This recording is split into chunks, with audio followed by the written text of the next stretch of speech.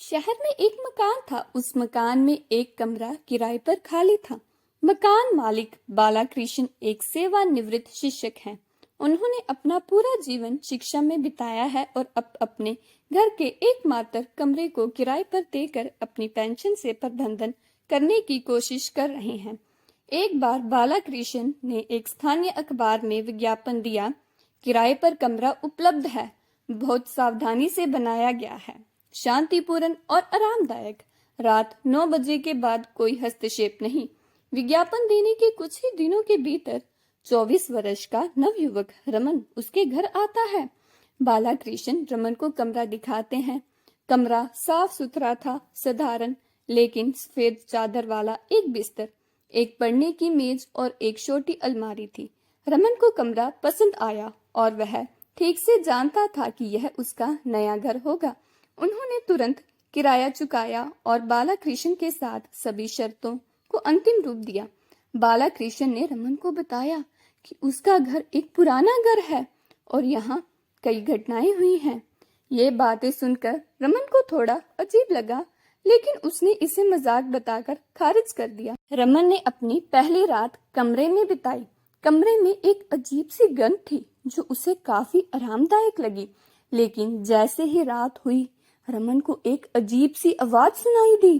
पहले तो उसने सोचा कि यह कोई बैकग्राउंड से आवाज होगी, लेकिन जब यह तेज हो गई तो उसने खिड़की से बाहर देखा।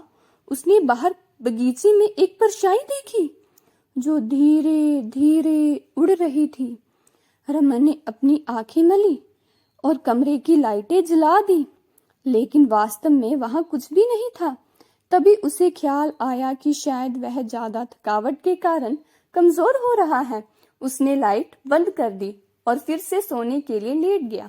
अगले दिन बालाकृष्ण सुबह रमन को चाय देते हैं। चाय पीते पीते रमन ने पिछली रात के बारे में बात की। बालाकृष्ण ने धीरे से मुस्कुराते हुए कहा, यह घर कई कहानियों का समुंदर है।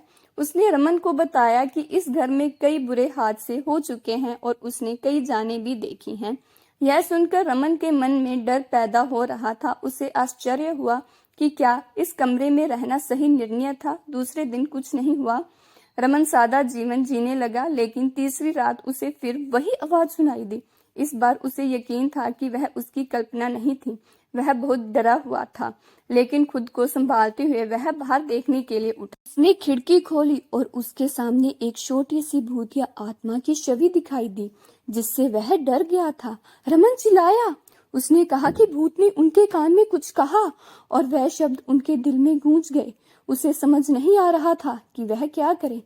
एक सुबह बालाकृष्ण ने रमन को कहानी सुनाने की कोशिश की। उन्होंने कहा कि कई साल पहले इस घर में एक छोटी बच्ची की मौत हो गई थी कि आत्मा हर रात अपने चाहने वालों को पुकारती है। बालाकृष्ण ने रमन को बताया कि उस लड़की का कमरा ही उसका स्थायी निवास है। उसी मकान में उसे एक कमरा किराए पर दे दिया गया। यह सुनकर रमन की व्यवस्था बिगड़ गई। वह तुरंत कमरा खाली करके चला गया। बालाकृष्ण मुस्कुरा रहे थे। उसके चेहरे पर एक अजीब सा भाव था। उसने अपने आप से कहा, यह घर कभी खाली नहीं होगा। रमन ने फिर कभी उस रूम के बारे में नहीं सोचा, लेकिन बालाकृष्ण के घर में वो कमरा अब भी उभर रहा था, जहां उस पुराने कमरे के नाम के पीछे एक राज छिपा हुआ था। दोस्तों, उम्मीद करती हूँ आपको हमारी कहानी पसंद आई होगी। कहानी पसंद आई है तो वीडियो को लाइक करें, चैनल पर नए हैं तो चैनल को सब्सक्राइब करें और हाँ, नोटिफिकेशन बेल को जरूर दबाएं ताकि अगली अपडेट सबसे पहले आपको मिले।